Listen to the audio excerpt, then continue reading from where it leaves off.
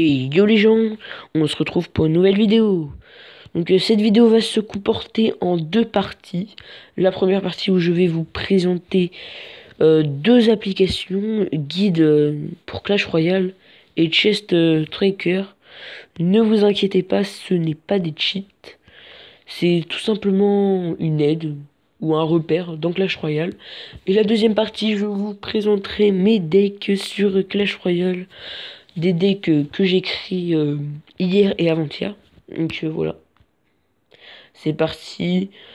Donc guide pour Clash Royale. C'est une application très complète qui vous permet de comparer les cartes. De faire... il y a des decks aléatoires. De vous montrer le cycle des coffres. Donc voilà. Donc aussi quand vous pouvez avoir des coffres légendaires et tout ça. Le jeu, il vous montre aussi des decks et des cartes. Donc on va passer à Chest Tracker. Donc là c'est le cycle des coffres. Sauf qu'on voit bien quand... Donc pourquoi je pensais à l'application? Parce qu'on voit bien quand on a les coffres précisément. Donc tout d'abord, il faut savoir que les coffres que vous gagnez ne sont pas aléatoires. Si vous gagnez un coffre magique, ce n'est pas aléatoire, c'est tout simplement le cycle des coffres. Après vous allez me dire, mais what? Un cycle des coffres? En fait c'est très simple. Le cycle des coffres est composé en... dans un cycle, il y a plus de 200 coffres. Donc voilà. Et par exemple, je vais vous donner une preuve, entre guillemets. Au début du jeu, normalement, vous avez tous eu un coffre magique. Oui, c'est au bout du 11e, 12e coffre. Vous avez forcément eu un coffre magique. Et donc c'est pour ça, parce que c'est un cycle, et c'est comme ça. Par exemple, au début du jeu, vous allez avoir 3 coffres, en argent, et après un coffre en or. Après, vous allez me dire, mais les coffres légendaires, les coffres épiques, tous les trucs comme ça, mais où c'est? En fait, ça, c'est pas dans les cycles, c'est dans un truc à part. Les coffres épiques apparaissent tous les 250 coffres gagnés. Donc, un coffre épique, il faut savoir qu'il y a 10 épiques à l'intérieur. Donc voilà. Et donc, vous pouvez aussi le trouver dans le shop. Et alors, le coffre légendaire. D'abord, il faut savoir que quand vous avez un coffre légendaire, vous avez obligatoirement avant un coffre épique. Donc, les coffres légendaires, c'est tous les 500 combats gagnés. Donc, tous les 500 combats gagnés, vous avez un coffre légendaire. Pareil pour le super coffre magique. Mais après, vous allez me dire, mais what? On peut pas avoir un coffre légendaire et un super coffre magique en même temps. Eh bien non. Car au début, c'est un peu au hasard. Donc vous allez soit avoir le super coffre magique, soit le coffre épique, plus le coffre légendaire.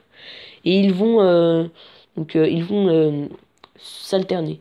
Donc par exemple, si vous avez eu le super coffre magique, vous aurez le légendaire, et ainsi de suite. Donc voilà, j'espère que ça vous aura été utile. Maintenant, passons, désolé, Clash Royale, voilà. Passons au deck. Alors voilà.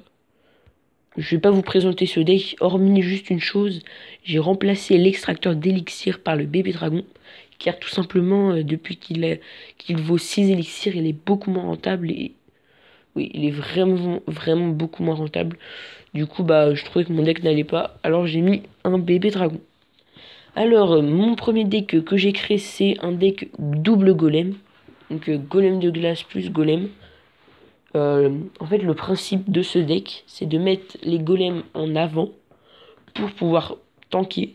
Et ensuite de mettre la mousquetaire ou la méga gargouille pour faire un maximum de dégâts derrière.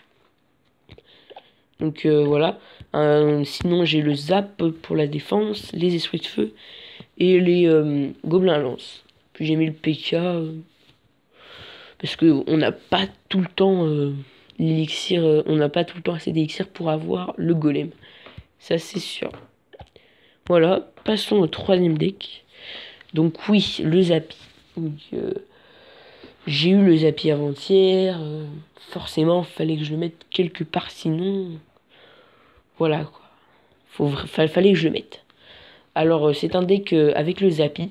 Donc, le combo, entre guillemets, c'est le géant. Donc, on met le géant derrière, le géant devant, et ensuite le Zappy. En fait, il faut mettre le Zappy en fond de map.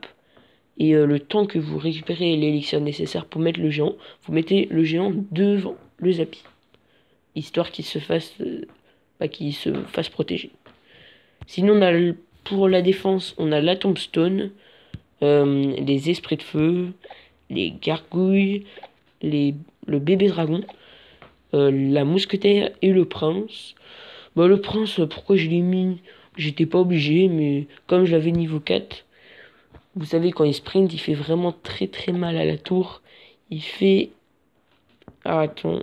Je crois qu'il fait 2 fois plus de dégâts quand il sprint. Du coup, il fait dans les 650 dégâts quand il sprint et quand il touche la tour. Donc voilà pourquoi je l'ai mis. Sur ce, j'espère que cette vidéo vous aura plu. Comme d'habitude, si cette vidéo vous a plu, n'hésitez pas à liker, à commenter et abonnez-vous. Ciao!